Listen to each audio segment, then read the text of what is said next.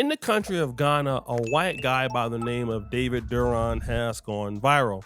He's become one of the few white people in a long time to be named a chief in Ghana. And at the same time, as you know, the online war in the diaspora, in particular between the Black American community and the continental African community and its diaspora, continues to wage on and on. And then all of a sudden you see David Duran come up, right? And then I saw this particular post on Tariq Nasheed in which, basically he's calling like, hey, look at what these people are doing.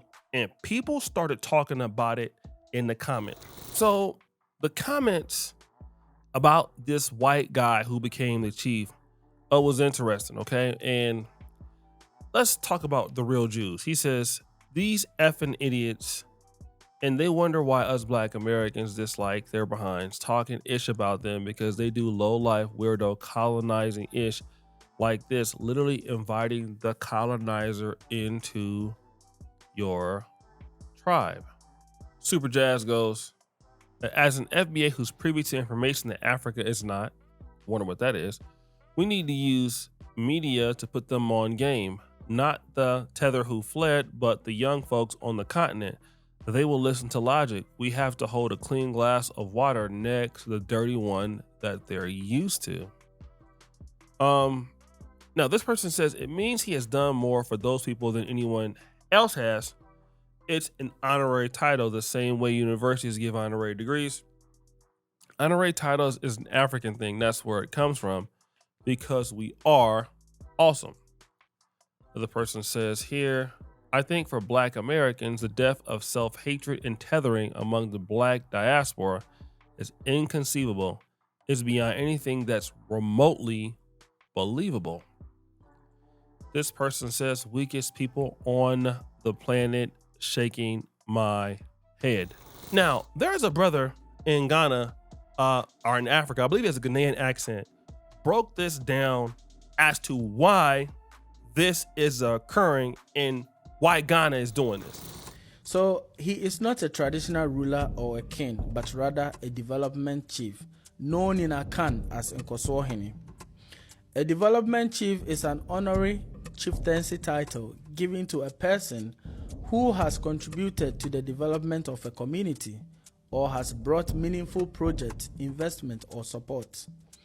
This position is symbolic and does not come with land ownership or political power in the traditional system. It is purely to honor people who help the community grow in areas like education, that is building schools, health, clinics, hospital. When we talk about infrastructure, road, water, electricity, job creation or youth empowerment, and then also cultural promotion and tourism. Anyone, being it Ghanaian or a foreigner, can become a developmental chief if the traditional leaders approve of it.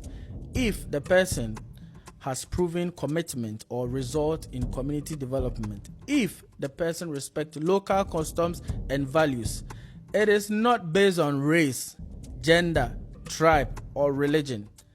His position or his title is not unique or new, because we have had others developmental chiefs like Roland, James Maxson, known as Nana Kofi, a British man who served Ghana and became chief in Ebri in 1963.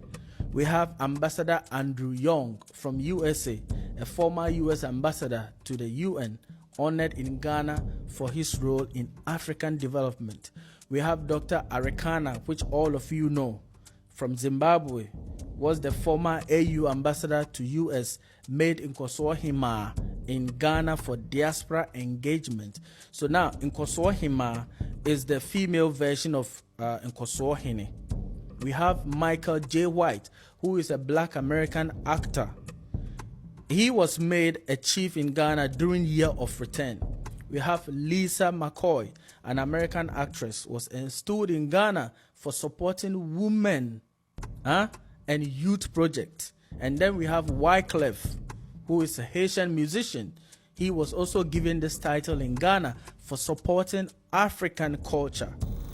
Now, this is a traditional practice. All right. And the young man laid out many different arguments of people that we know. He talked about Wyclef. He mentioned Andrew Young, who's a Black American, African American politician that was a chief.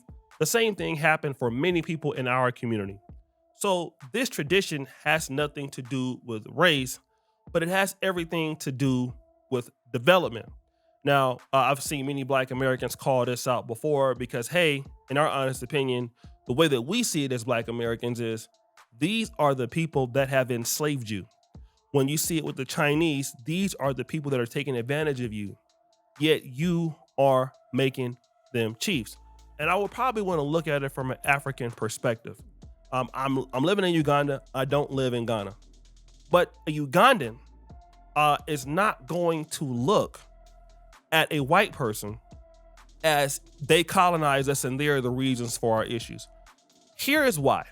Ugandans and Ghanaians have not lived directly next to white people as we have, okay? So we have racial tensions towards Caucasians and other groups because we live in the same cities, we work with them, we've been hired with them, they are our police officers, they are our teachers, okay? So we work in their companies or we work in companies together. So those tensions are always there. We play sports with them, okay? So when we look at white people in the way that we do, it's different. Even South Africans, but even with us, it's more different because we're more integrated with them than even South Africans or whites. We have a different perspective. Ghanaians don't deal with white people until they come to America or go to the diaspora. So when they see a white person or a Chinese person come in, they're looking at what they are doing for the community. And it's based on an individual basis. So you're coming into our community. You are helping and developing our people. You're developing our group. And so your development calls that you are recognized for your contributions. That is how it goes, all right? And whether you agree with it or not, it's not, in my honest opinion, I don't think it's selling out. I don't think it's buffooning. I don't think it's any of that.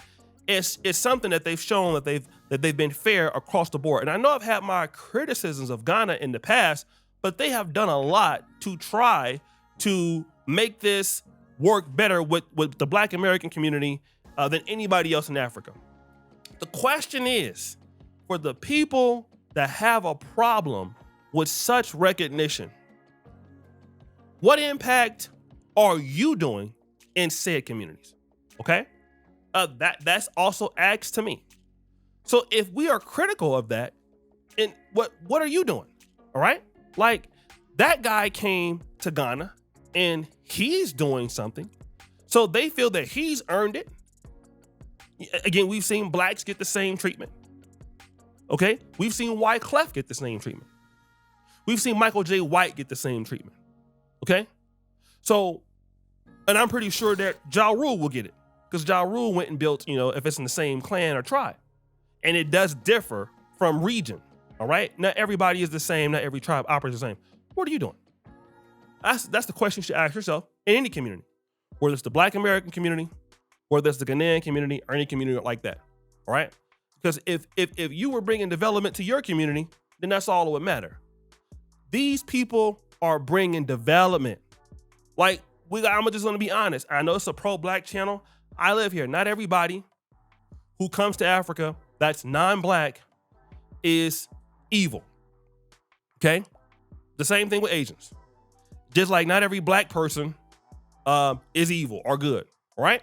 You're going to have some people out there that are really bringing skills gaps in learning and stuff, like with their own dime. When you talk about just Black Americans, we the only ones that get scammed and foreigners, we don't have problems. I know people who get scammed too, who've been through it, trying to bring in development for Africa because they just drawn here. They love it just like you love it.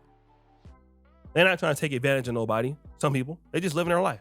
Some people just want to live their life without being attached to a certain way of thought, all right? And I think that what is more advantageous is to look at, wow, well, that person got the opportunity from bringing some development. What development can I bring to the group that I want to be a part of? If it's hashtag FBA, then let's work with the development that we can bring with hashtag FBA. I work with Africans and hashtag FBA in Africa. Those are the groups. And if I was in America, I would be right there in the black community trying to bring some level of development the best that I could. And I wouldn't be trying to call out, well, look at what they're doing. They selling out. No, I'm not. Okay, whatever. Let them do what they're doing. We got to be focused about what you're doing, right? If the white man is doing something and he's being honored, then okay, then where are you being honored at? Where are we being honored at? Because it's a shame, actually, if for those of you who are Pan-African, a white guy comes over and does something in the community that you could have did. I might talk to the FBAs or anything like that right now. I'm talking to the Pan-Africanists. There's Pan-Africanists who got a problem with this too. But you're not on the ground. You're not doing anything. And you're running your mouth and you're not saying nothing. It's a lot of Pan-Africans who also run their mouth and get upset when the Chinese in Africa is getting recognized, right? And you're not bringing nothing. You won't even spend $1 with nobody. Can't nobody get no money out of you. We're gonna keep it real. Some of the Pan-Africans are some of the biggest scammers. They're the biggest liars, biggest, dustiest dudes. I see them all the time across Africa. In every country I go to, I run into them.